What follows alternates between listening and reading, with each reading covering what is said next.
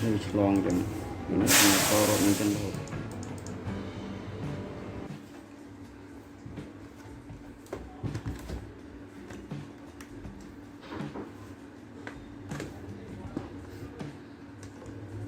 Laptop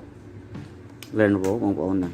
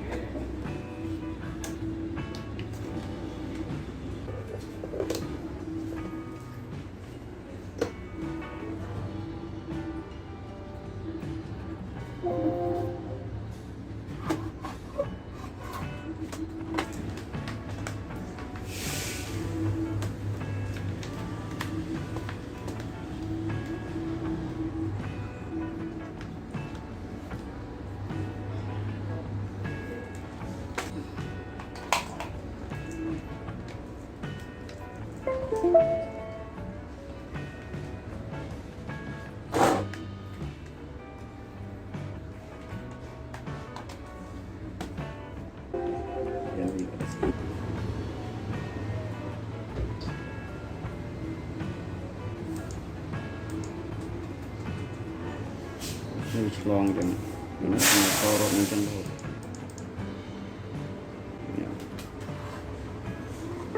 Yang cepat biruk macam celong.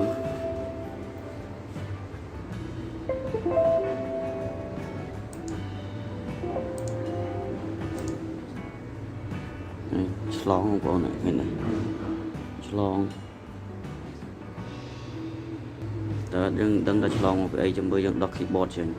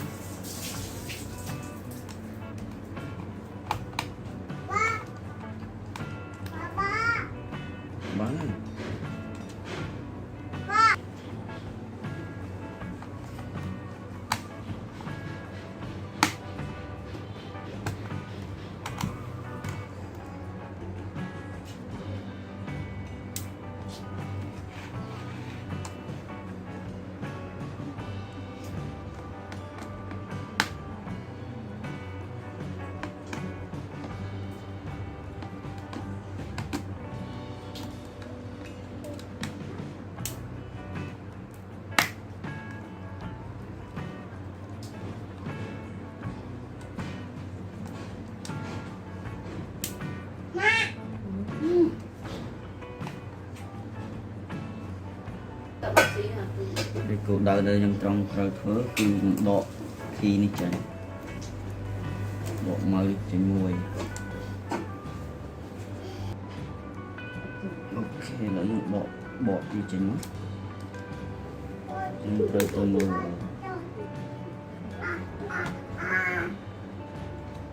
mùi khi độ khi chúng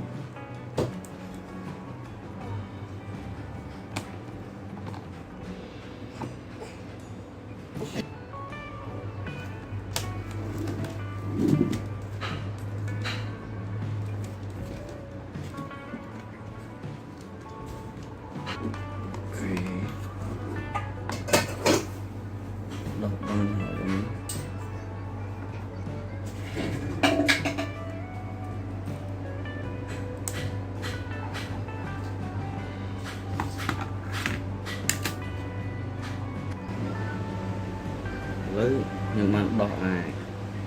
xài khi đi chơi nhảy mà bị chlong tiệt đây xài power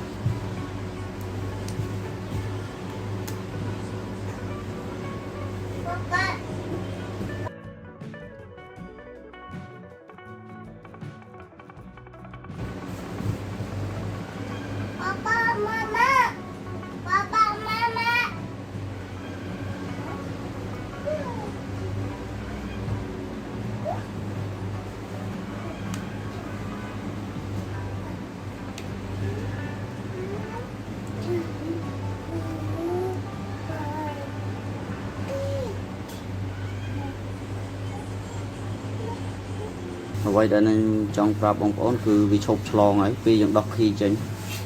khi chuột nó bị chlong chẳng cứ muốn qua những đã tới bị ruột chlong lấy trong quay thòm ta thế ok là vậy đây nhầm trong chợ bóng ổn cứ mà xin ấy khâu cho ta tay ở bị việc ra tới bị ruột khi bị hơi xa ta bị chlong khi bót chẳng bị chlong ok đi Lenovo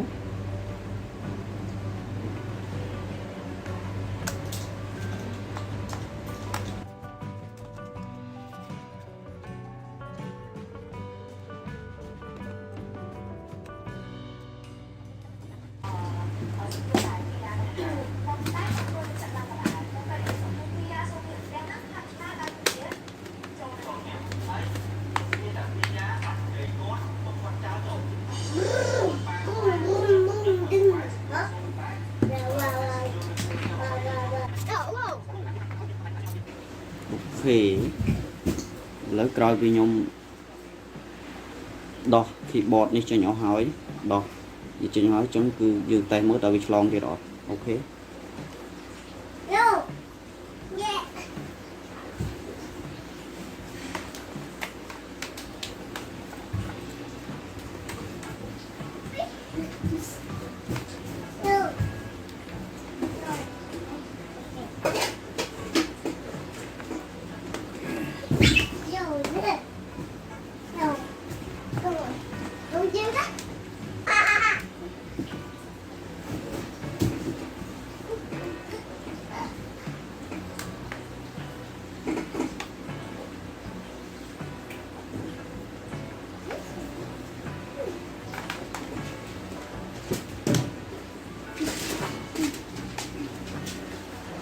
Wow!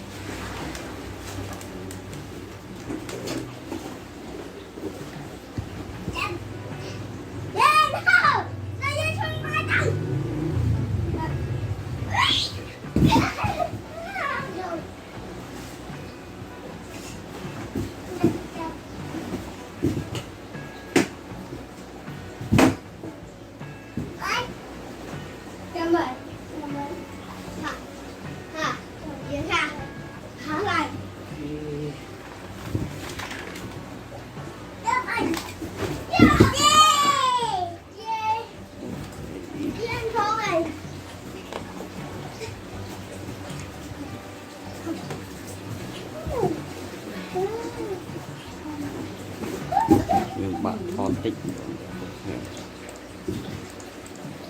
ហើយក្រោយខ្ញុំបានតេស្តហើយអញ្ចឹងវាដូចជាអត់សូវមានបញ្ហាទេមើលទុកវាក្តៅមិនសិនបន្តិចមើលយ៉ាងម៉េចដែរមួយព្រៃយ៉ាងម៉េចដែរម្ដងគាត់ខ្ញុំចូលទៅវាឆ្លងលោកពេញនឹងបាត់ហើយ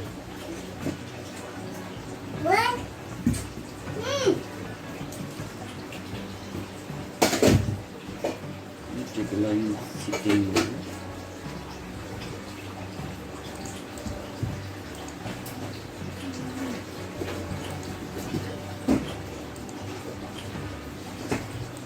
thì đó coi vô châu của nó bị lo mà so rồi tan rồi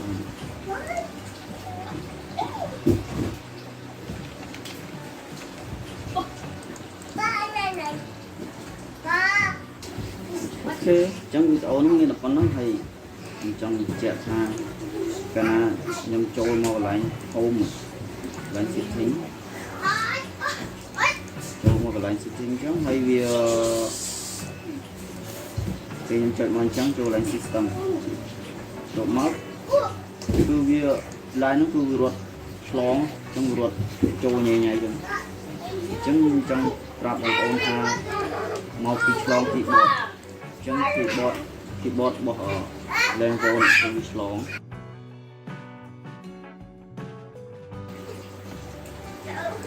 chẳng bị slong thịt bọt nó hay phải há tôi dương đó là thịt bọt xay thịt bọt trên nó chẳng tôi dương vào phòng đào mà ok trong video mình còn học con trắng bye